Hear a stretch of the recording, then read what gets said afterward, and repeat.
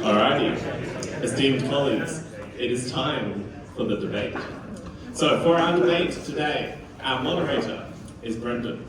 And Brendan has told me that he will introduce all of the debaters, and he has chosen to lie about them. So take anything he says with a grain of salt. I'll hand it over to you.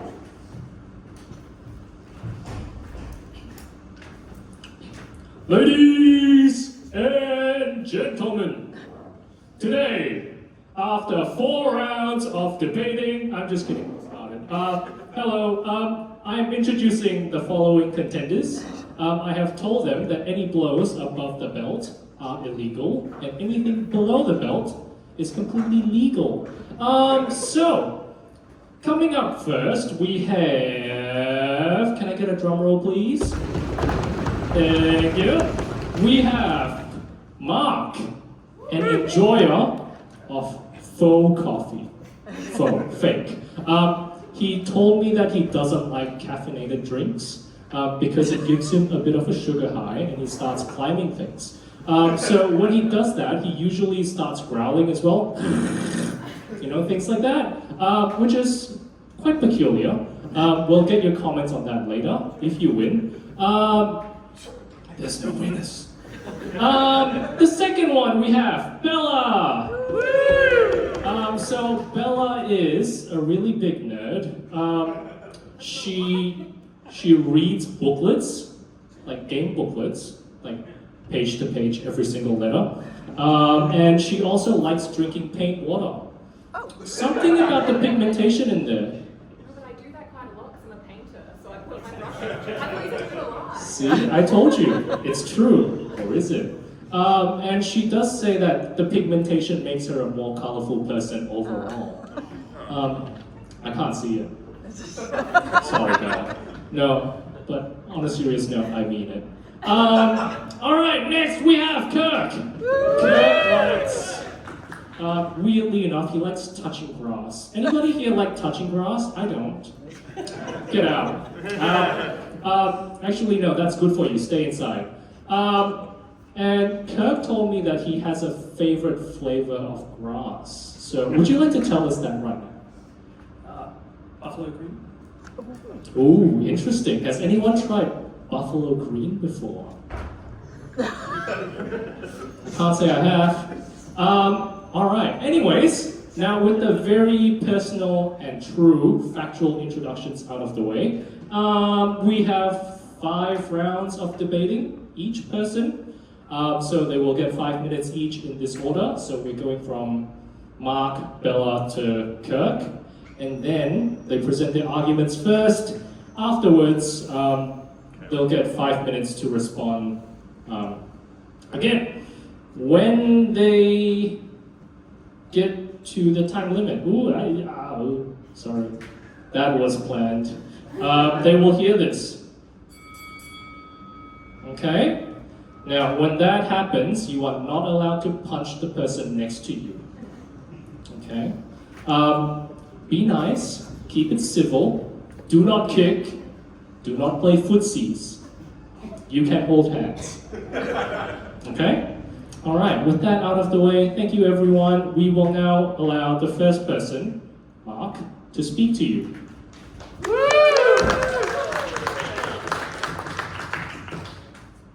Cool, we're off mute, great. So, this debate's going to run a little bit differently.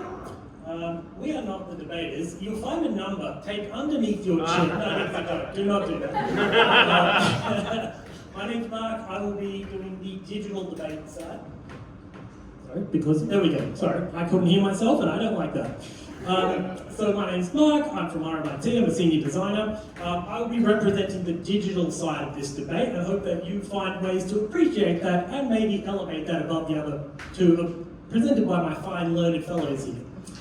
Now, just like everyone's favourite media conglomerate, I aim to be fair and balanced. So, I will be presenting both the advantages and acknowledging the disadvantages in this situation. Good. So while we could go into the mountains and mountains of research on this debate, I'm not going to bore you with names, numbers, data, figures. If we didn't believe it worked, we wouldn't be here. So instead, I'm going to go based off the fundamentals, and we're going to focus on the factors and the things that you guys are most likely to face when you're designing games or facilitating games. So we're going advantages, disadvantages. Now, my learner friends here will make claims about their approach. And they're going to tell you all the sorts of wonderful things that will happen in their discussions and their arguments. But I want to take a little look a little bit below the surface here, just to see, and in the interest of maintaining that fair and balanced approach. So, because we're all into games and we're all into gamification, I'm going to get you guys to choose which points I'm going to talk about. So I'm going to hold 2 cards up, and your job is to either point to the left or the right, and that's going to be the point I'm going to argue. So, hands up, or hands direction, which card do you want me to choose? Left. Right. It looks like the rights have it. No, the lefts have it. Hey. Sorry. There we go, sorry. So, we are talking about organisation.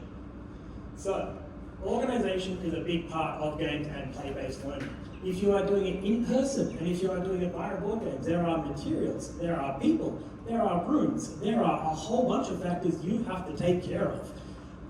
That usually means there is going to be setup and set down time. There is going to be explanations, there are going to be questions, there are going to be things you just can't encounter for, and the larger it gets, the harder it's going to be, and the more complex and nuanced it's going to be, and the longer it's going to take. And if you were here when this started, you saw how many people were here setting up this room, and we're not even doing anything play-based. So we're going to have a little bit of a hard time.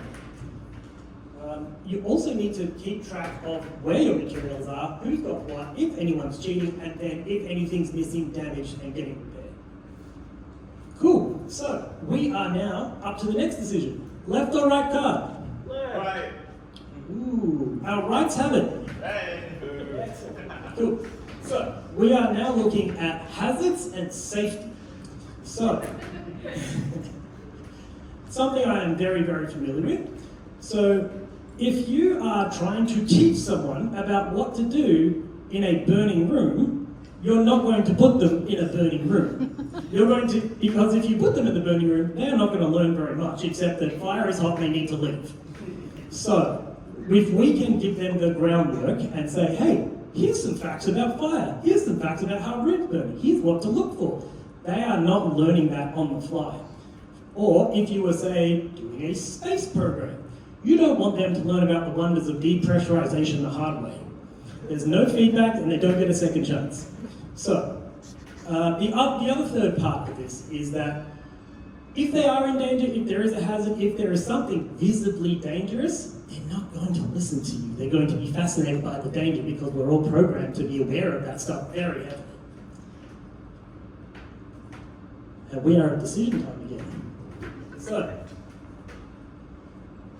left or right? Right. Ooh, hold on. What do you reckon? I think I like the middle.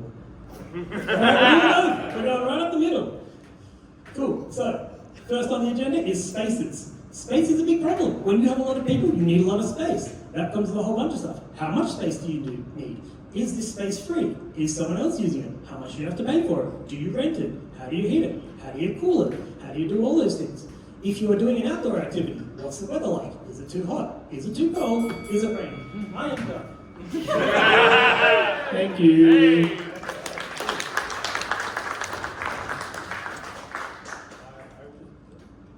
Hello? Ooh, hello. I would just like to point out that Kirk is ominously making notes. So I think Bella is as well. Are you making notes? You should. All right, anyways, here's our next person, Bella.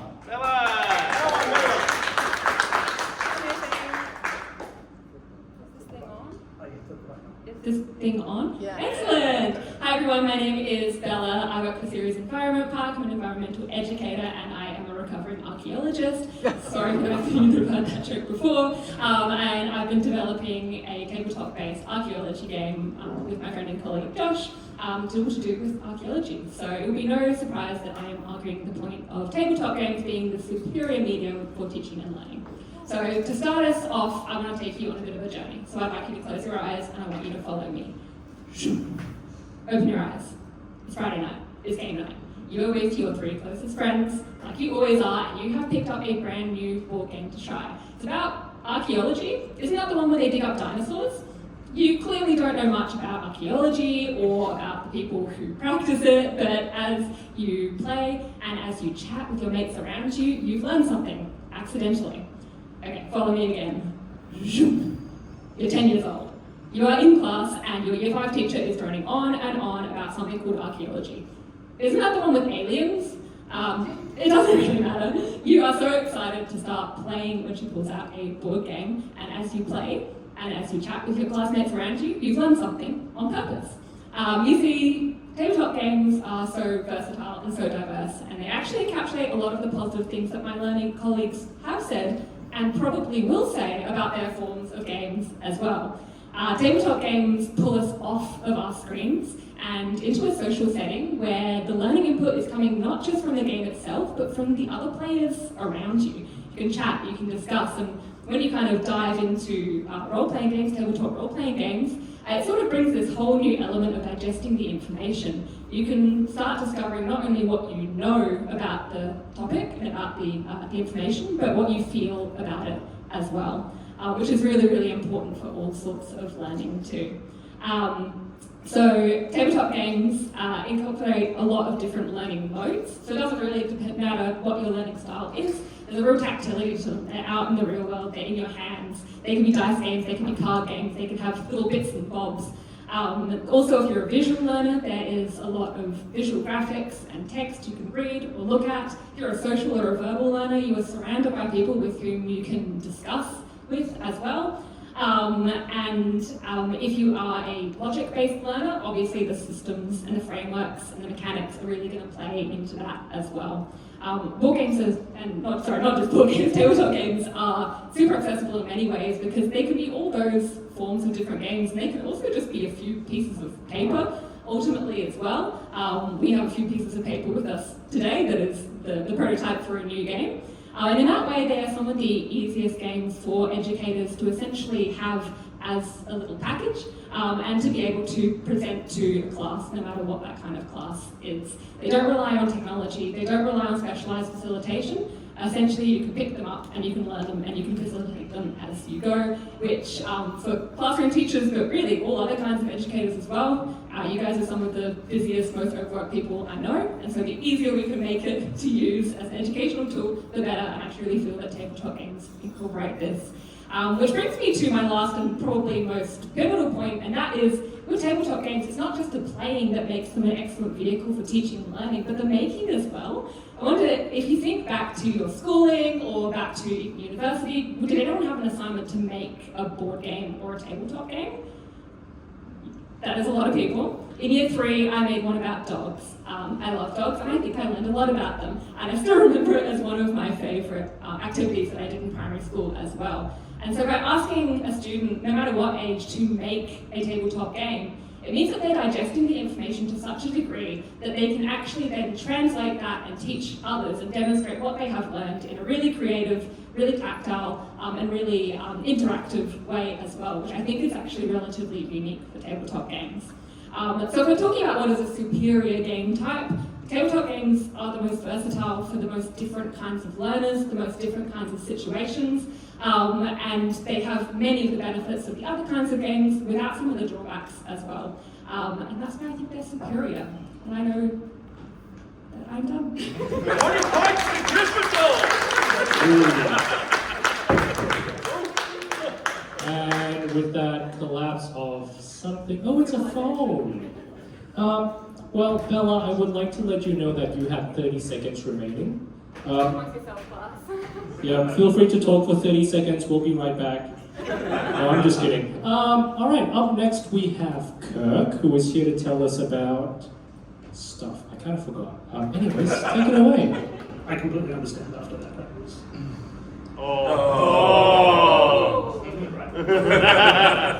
Yes, so I think where is Isaac? There he is. I think you put a lot of like slashes in the description for what you offered me, which was experiential and outdoor. So I'm just going to take that where I want to take that with my own experience and say that I have a little bit of lived experience and a background going out of high school being in the military. And a lot of the way we did training there was experiential and outdoor. We practically touched things and played with things and took them out in the dirt and mucked around with them and got sad with them and then like learned to use them better. But after that, I learned to use that learning mode for cybersecurity things, which is what I did when I got out of the military. I had many great conversations with folks in this room. There are several benefits of that. But where I get to go and take this back to the topic of outdoor or experiential sort of learning is that I've gotten to learn to use these skills in my time as a emergency services volunteer and going out and applying them in that way. So that's where I'm going to be focusing some of my attention here. It's less of a simple skills kind of a thing and more of an organizational, practical kind of an application, which is where the experiential outdoor thing kind of takes you. So I think my colleagues kind of put together a bit of a framework for me to mention a few things and explain this. Look, I agree, Mark, there is quite a lot to logistics, packing up and putting down, and I appreciate that with board games as well.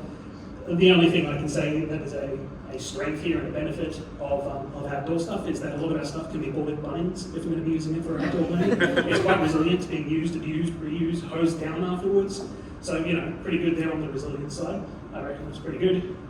Safety is an absolutely critical thing that was also brought up before if we're going to do that sort of outdoor learning, but I think that's part of the learning objectives that we're going to internalise there. And then you said weather in the end, but there's a saying that I learned when I was in other organisations, and that's if it's not raining, it's not training. So, got to enjoy that.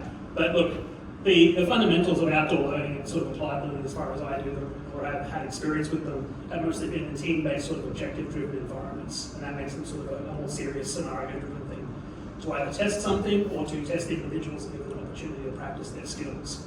And it can be really useful to think of these things on a pretty simple sort of binary spectrum. I think that's a very useful way of thinking, but anyway. On one end, you can be trying to use these exercises and come at them with the intention of testing the people and the human beings who are involved in them and their individual skills and the way they work together. And on the other side, you've got testing plans and processes or capabilities. And it can get a bit tricky mixing the two up because it can confuse the objectives, confuse the people who are participating, confuse your outcomes at the end. And in the end, what are your outcomes? If they're learning objectives for the individuals, you kind of want to be clear about what those are so you know how to measure them accurately. And if it's something about seeing if organization's functioning well or organizational change, you want to also know what good looks like for that and what happened in the exercise so you can have some sort of good outcome. So something measurable and observable is important. And there's a lot of good frameworks out there for this from emergency services and military backgrounds talking about how exercises can be structured. And usually they're very clear. They start with objectives, sort of an aim, objectives, and then the scenario or fiction that's wrapped around it. And that can be as fanciful as you like. And that helps to lead you to some very practical outcomes, designing what the people actually need to be doing to be testing or achieving those goals.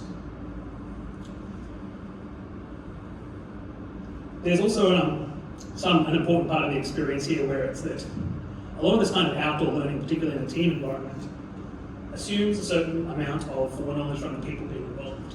A lot of my experience comes with people with foundational learning of how to work together or having some sort of shared vocabulary or familiarity with what they're doing. They're not coming from a cold start, neither knowing each other or the context or having to sort of step over that barrier of knowing the world and imagining who they need to be. They kind of know the basics of that. So there's some interest in that as well. I think there is a lot of strength as well in that this mode of learning gets you off screens and makes it a more social bonding experience. And that's a foundational part of the learning with this outdoor experiential stuff is that you have that building of shared context and exchange of knowledge. And one of the actual reflective purposes, even if you're designing it to test a scenario, is the people who are involved in playing around get to know each other more. They exchange knowledge, and that has an institutional benefit. People learn incidentally through this no matter what. And that leads to the most important part of the exercise usually, as long as you've got your scenarios and everything written correctly up front. And that's doing an effective set of debriefings and analysis afterwards. So if you're not actually doing good observation, if you're not collecting those insights, and then if you're not reflecting on them effectively and critically, you're kind of just wasting your time. One of my favourite analogies that I've come up with to explain this is, who has read Calvin and Hobbes? Yeah, decent. So Calvin Ball, right? Calvin Ball has absolutely no rules, and they're made up on the fly. Everyone has a really, really fun time, but no one can really tell who won at any point, or if it was a fair game. I think if your exercise is Calvin Ball, fun may be the outcome, but you didn't actually achieve anything functional from your exercise, right? And that's sort of the marker above you. Wrap up. I'm wrapping up. Alright, thank you to all the very civil discussions, surprisingly civil discussions that we've been having. It is now time to deliver some smack. Oh my goodness, I censored myself. I said it is time to deliver some smackdown. But in a very civil manner. Nobody will be jumping onto anyone. Nobody will be climbing on top of cages. No chairs. But you will get to respond to what someone else has said. So first up we have, again, top of the order, we have Mark. Please make him welcome as he presents his arguments.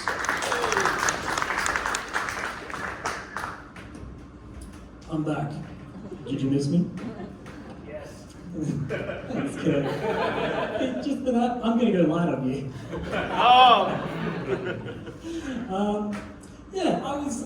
My mind got stuck on the bit of if it ain't raining, you ain't training. And I agree with that. I think there are a lot of lessons to be learned when you're out in the rain, and it may be that you hate rain as well. But besides that, I think you've got something there. Tenacity builds camaraderie. And just on that level, I believe Mello talked about connection and human connection for a little bit. I believe that is possible, but it looks different in a digital space. So if you cast your mind back to almost 5 years ago now, around the pandemic, when we all got locked into our houses, one thing that I saw a lot of is everyone started finding ways to connect online because they couldn't do it in person. But that just looks different. I saw pub trivias go online. I saw a lot of people who had never played games start taking up games. I saw the different kinds of games they were picking because, hey, this allowed us to chat more rather than just do this. I even saw people jury-rigging mobile camera setups so that they could play board games with each other online, and they just did it themselves. So it's there, it just looks different. I also want to talk a little bit about the human aspect here as well, in the sense of inequality.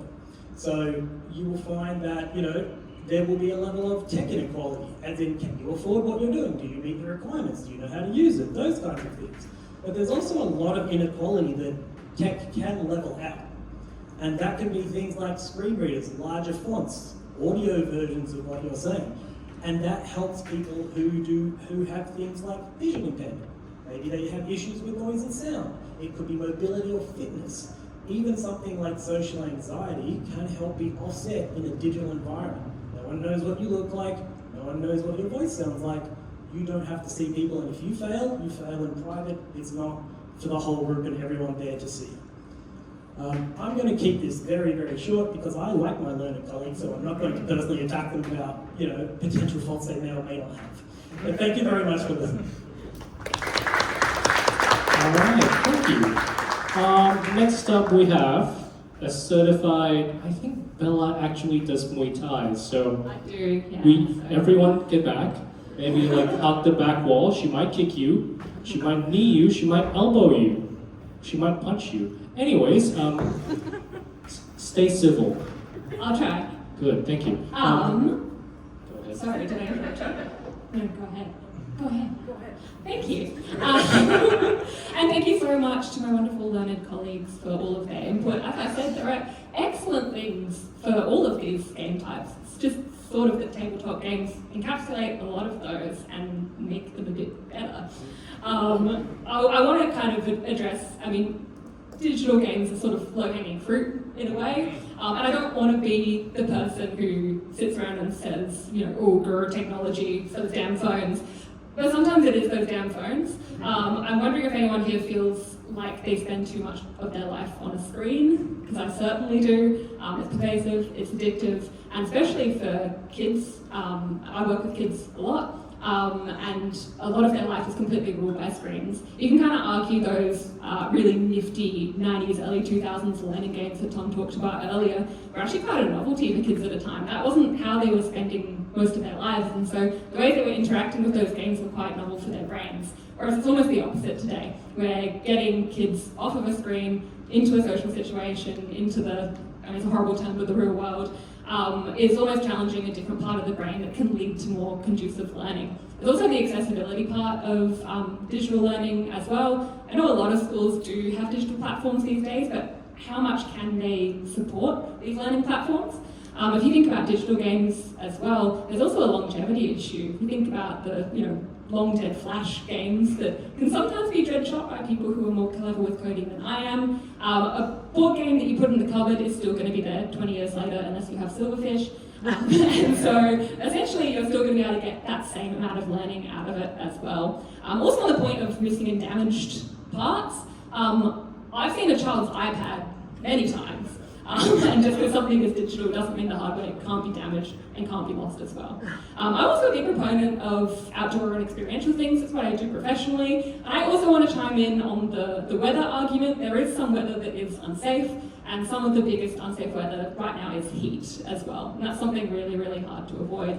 Also, again, speaking from my experience working with kids and in classrooms and in schools, if you think about being able to do something experiential outside, there's also massive inequality issues with that. I go to a lot of schools where their outdoor space is tarmac and astroturf and nothing much other than that. And to get out of that space, you have to get the kids out and about, and a lot of the time that relies on hiring buses, and buses are unbelievably expensive, quite often more expensive than the excursions we run at my work as well. So tabletop games can essentially bring that experiential learning inside in an accessible area that also doesn't rely on that facilitation as well. Although some do have facilitation, of course, if you have a very well laid out rule booklet, and essentially you can have it as an easier, more accessible way to go.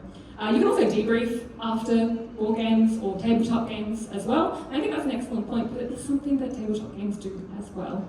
So again, I'm not going to rag on them too much. We're all here, we all love games, but I think we all know that tabletop games sort of are better. Thank you, Bella. And finally, last but not least, I think, Kirk, take it away.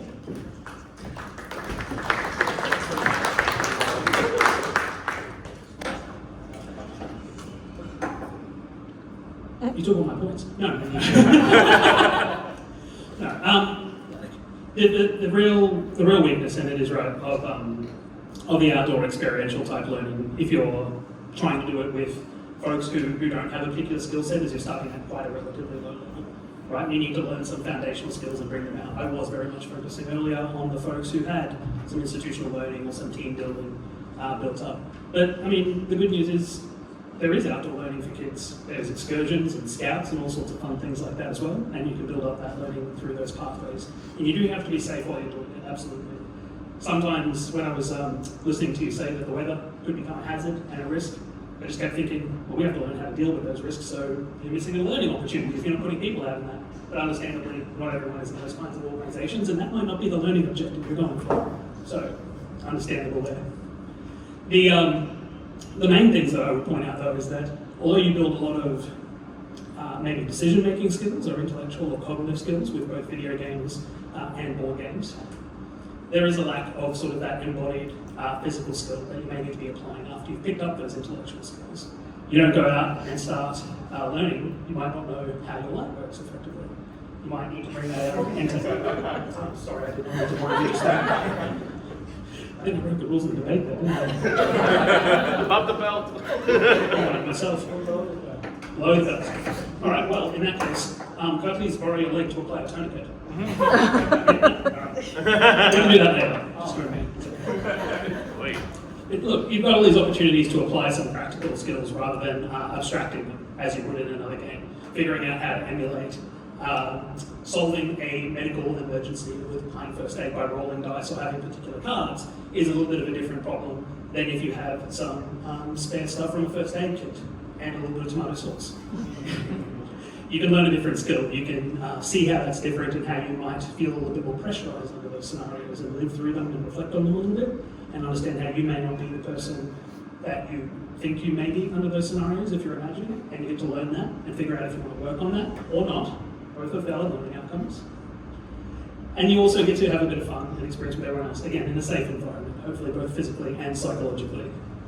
I think that there is opportunities to blend this learning style with many of the others as well, to make things safe or to emulate things which you may not be able to bring into the physical world as effectively for resource constraint reasons or reproducibility. But in the end, I think the most important thing about the outdoor experiential learning is that you get to go outside and touch grass, which is just a massive, massive advantage for the learning style. So I think I'll leave it there. Thank you. All right, thank you everyone. Kirk, would you like to take a seat? We can have a chat afterwards about the blinding incident. Now that my vision has been permanently altered, I actually don't have a plan on how to finish this off, so Isaac, please help. All right, so thank you all four of you for contributing to the debate. I think I'm going to make an executive decree that none of them won and all of you won. Hopefully you've learned about some different approaches to doing your games, and it's made you think and it's given you some ideas. And hopefully Brenny G will recover soon from his blinding incident. My condolences. So thank you all, especially these four. We have a short break now, and then at 2:45, please come back and go to the tables that you were assigned to in the email. That's the second table you were assigned to. Those are broken up by topic, and so you can introduce yourself to the people at the table, and then we will take it away at 2:45. Thank you very much, everyone.